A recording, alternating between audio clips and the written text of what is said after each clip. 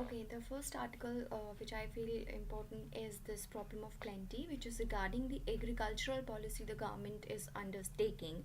So, I'm just going to tell you what is the essence of the articles. I'm not going to do the deep analysis in it. Fine.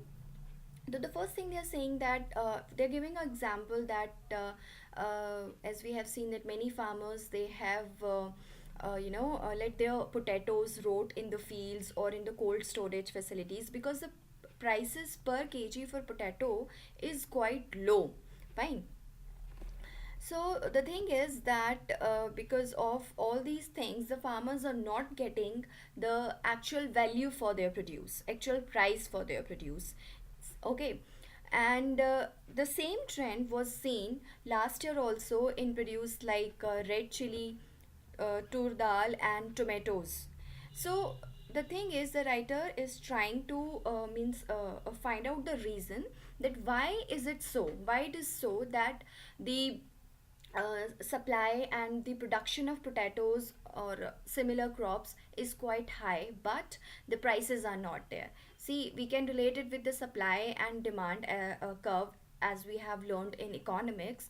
The thing is, the article is saying that this sharp swing in prices has been explained by the cobweb phenomenon. So we need to understand this cobweb phenomenon. See, cobweb is just like a spider web, as we have seen. It's somewhat like this. I'm not able to make it like this, and then you know, it's once you are into it, you get entangled in it. Fine, it's something like this. You just get entangled in it. So in short, what is there that cobweb is defining a kind of vicious cycle of a supply and demand. So let's see what they're trying to say. See, the thing is that farmers they have a tendency of increasing the production of a particular crop which has which earned high prices in the previous season. For example, if a farmer has if they see that, okay, fine, the chili production in the previous season was quite profitable, so they tend to try to increase the production of chilies this year. Fine, now what happens, because they're trying to increase the production, the supply of that particular commodity will increase in the market, and as a result of that, when supply increases, fine, so the prices of that particular commodity decreases in the market. See, so this thing is a kind of vicious cycle in which the farmers are trapped. Okay, so this is the cobweb phenomena, and they're saying that this cycle repeats each passing year with the lag between price and production causing a huge mismatch between supply and demand. Demand is not that much, but the supply is too much, and as a result of that, prices they keep falling. So this was all about this cobweb phenomena, and this is a new term which we can extract from this article.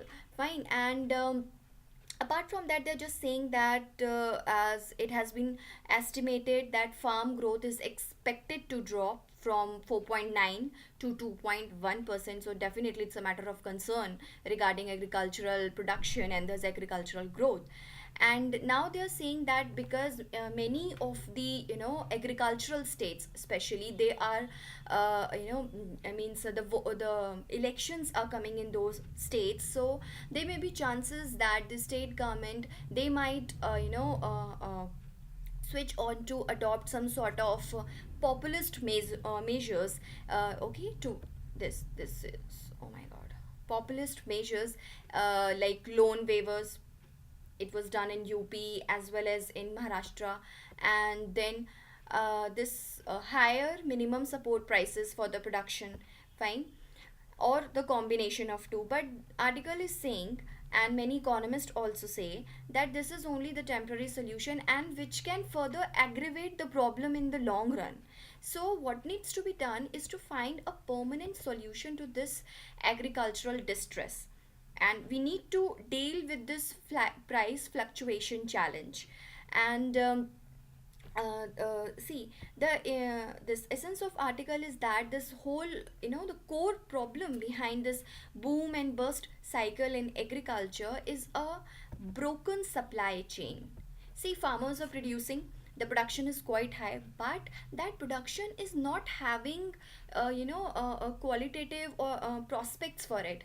Farmers are not having good markets, or they are not having such sort of contracts with the companies where they can sell their produce. Okay, and that's why the prices are falling. So that's why the article is trying to say that the government should try to this encourage this forward looking contracts, where farmers can go into a contract with the party to sell their produce in future.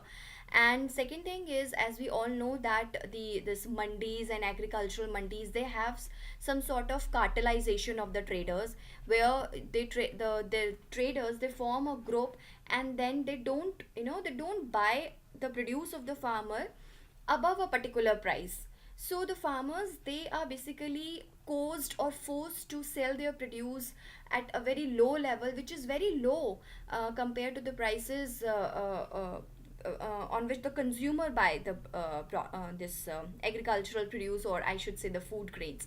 Fine. So these two things are being suggested by the article. The first is the forward looking contracts, and second is the this trying to eliminate the domination of, or the air cartelization of traders. So this was all about this article regarding broken supply chain and all.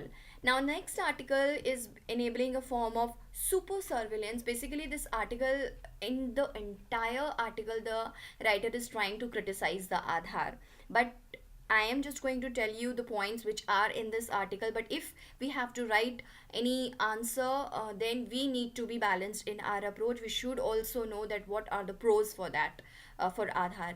Fine. So let's look into this, what he's trying to say. See, the thing is that tomorrow on January 17, a 5 judge bench of the Supreme Court is scheduled to commence hearing on a slew of petitions that will bring these questions. Means the this constitutional bench is trying to find out that whether this whole Aadhaar concept and all is constitutional or not, something like this. And definitely whatever the verdict will be, it is going to open up Pandora of boxes in future. So the thing is that wait a second.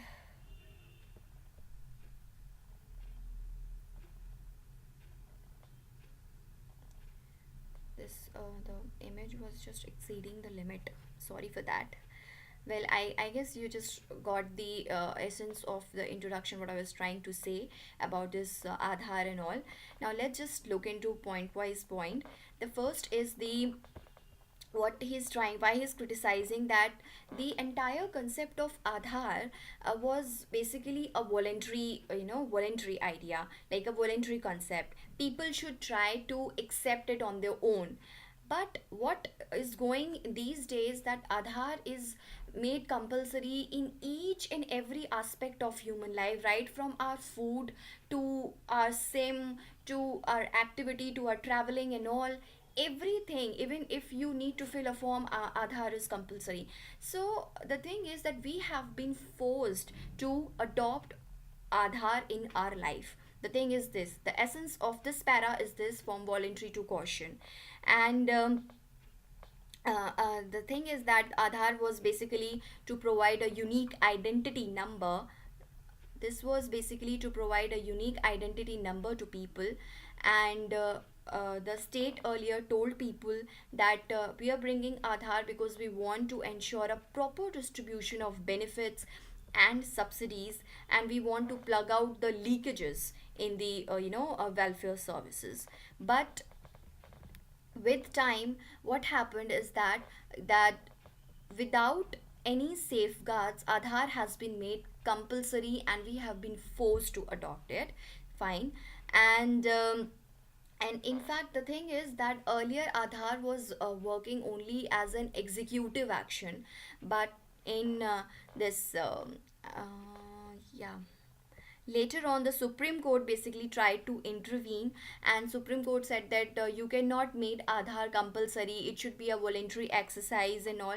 However, despite all these things, despite Supreme Court telling that Aadhaar should be voluntary, not compulsory, but the central government has made Aadhaar compulsory in each and every aspect. Fine. So this is that. And later on, they are saying that this Aadhaar got a legislative backing in 2016 with Aadhaar targeted delivery of financial and other subsidies bill, and it was introduced as a money bill, noted down.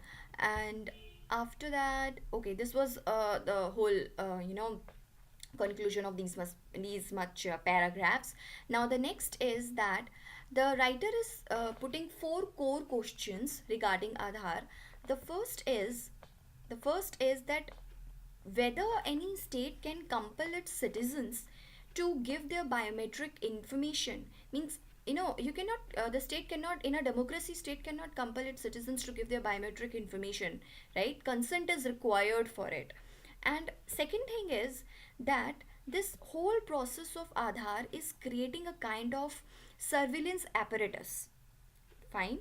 And third is that, see, the Aadhaar was there because it tried to what? It tried to, plug out the leakages. It tried to include all the beneficiaries so that none of the beneficiaries is left behind. But the writer is saying that there are questions over the level of exclusion caused by the Aadhaar. Aadhaar is causing a lot of exclusion. For example, in this paragraph, I don't know where it is. I guess here.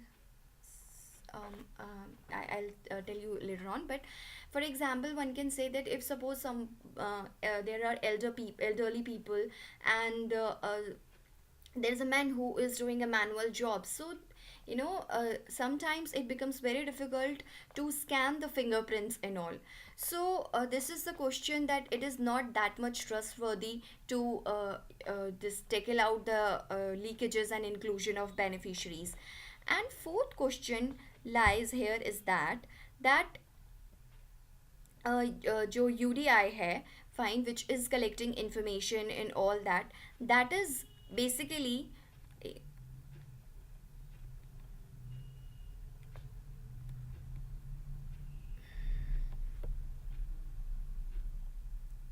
hold on. Yeah, the thing is that they are saying that the degree of protection offered to the data that the UID collects, stores, and operates. Fine, that we don't know that what sort of and to what degree protection is being provided by this UIDAI regarding our information, especially the biometric information stored in the Aadhaar. So that is it. And so these are the four questions raised by the writer. And apart from that, they're saying that this entire concept of Aadhaar is violating our right to life, which is imbibed in Article 21 of the Constitution. And everybody has a right, has a basic entitlement to bodily integrity. Like, it's my right that how much information regarding my body I want to give to other. Fine. So this is so there is a violation of this. And next thing is that seamless police state, because a kind of system is created which can, surveillance, which has super surveillance power on its citizens. Because right from our same right, to the traveling plans, to the food we are having, everything is connected with Aadhaar. So it's very easy to find out the real time position of any person if someone wants to have with the information stored in the Aadhaar. So it's kind of like police state is being created. Fine, a perfect police state. Apart from that, in the last there, one thing is very important here, that this I don't know where it is, I guess, but they are saying, yeah, it's here. It's been cut right here. That this paragraph, this last second last, is telling that because UDI, it's the like custodian of all the information which is being stored in Aadhaar, and it's a regulator of that information as well. Fine, it's the custodian, it's the regulator as well. So if suppose in any case any breach of information is taking place, then definitely the information only lies with the UDI. We are not aware of it. Fine. And the thing is, UDI will definitely not tell that under our presence we are the regulator but the information has been breached. So there is a conflict of interest. See, So this is which one of the reporter or one of the journalist of the Tribune newspaper has also revealed how the information can be easily breached and extracted from the Aadhaar. So this was the whole idea of this article. And lastly, they are saying that this biometric authentication, it comes with a series of fatal flaws. The example which was I was talking earlier, this is the elderly people and all, this is this. So this was all about this, and the writer is saying that so Supreme Court should try to come out with a verdict and decision which can this which can stop this whole coerciveness of Aadhaar and all, and can just help in bringing a healthy and functional democracy. So this was the whole idea of this article. Next तो दोनों articles हैं वो इतने ज़्यादा important नहीं हैं, एक हम ऑलरेडी इससे पहले डिस्कस कर चुके हैं. नाउ ये जो आर्टिकल है regarding government litigation, so the article is saying that it said that government is the biggest litigant in India. Fine. And but the thing is that according to Ministry of Law and Justice, government departments, see, the word is not government, it's the government departments. Government departments are a party to around 46% of court cases. Fine. But the thing is, the problem in this is that we are not aware of that what this term government means, because each and everything, right from local panchayat to state machinery to different public departments, government departments, they all come under the government, this the term known as government. Fine. So it's not sure that, so we cannot altogether say that, see, this is the government. Fine. Because there are a number of subgroups within this government term itself. Now the article again is saying that huh, the article is saying that it's a misconception, basically it's a misconception that government itself is a source of all cases. Fine. That matlab government itself is a source of all cases mean that government itself is filing cases. Fine. It's not like that. Means what happens is that if suppose somebody has filed or means has filed a writ petition and involving certain public department or government department of state machinery, then automatically government becomes a party to it. Fine. So in this way, one can say that yes, government basically is litigant in about 46% of all litigations. So the article is trying to say that we need to have more clarity on this litigation policy, and we need to remove all these sorts of misconceptions. Fine. And like regarding if suppose somebody is filing a writ, if somebody is filing a writ petition with respect to any public department, then the solution should not lie within this writ petition only. The solution should also lie within the department as well. There should be some sort of internal grievance redressal mechanism, so that the person should not feel like I have to file a writ. Fine. So that this the overall percentage of government litigations can be reduced, and one can say that okay, government is not a party to this much percent of litigations. So all this is basically the brief of this article, that we need to have certain changes within our litigation policy, and right now the litigation policy which is being followed is National Litigation Policy 2010. It's high time we are in 2017 that we need to make certain changes within it. Now the next is this article is it's very general, we have already discussed. It's regarding restoring order in the court. The four Supreme Court judges, they come out in public and regarding the this behavior of the present CJI, and they said that he means he's assigning cases based on his own preferences, and he is sidelining the already set conventions. So the article is giving the different divided opinions about this particular behavior of Supreme Court judges. And So it's a divided opinion. Some are saying that this particular action has basically tarnished the image of the judiciary as an institution, and the faith of the public in the judiciary has shaken. However, there are certain segments of judges which are saying that no, it's not like that.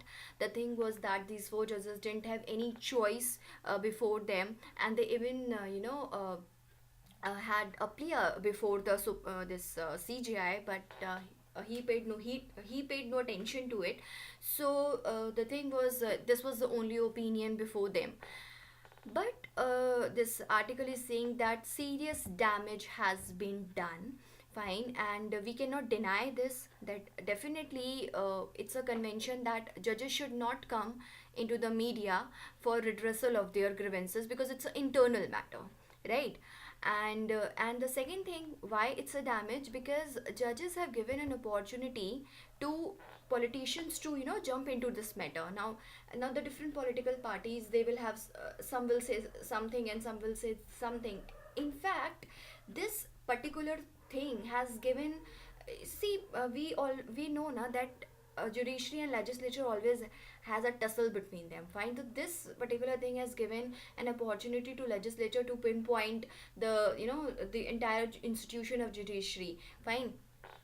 And next is, in this article, what it is saying is that why the thing is that the common man has basically lost his trust and all. And but the article is praising the this attitude of central government, because they have been silent on it, and they said that it's an internal matter of the judiciary, so they need to resolve it on themselves. Similarly, the article is praising the silence of Chief Justice of India and the way Bar Association of India handled all this matter. Apart from that, but definitely it's the responsibility of Chief Justice of India, who is the master of the roster. He has to resolve this issue, because this issue is somewhat related to the entire image and reputation of the judiciary as an institution in India. Fine, so he has to resolve it. And the CGI is the first among the equals. Fine, he is the first among the equals, and he is the captain who has to carry the whole team with him. So this is basically the essence of the article. Thank you.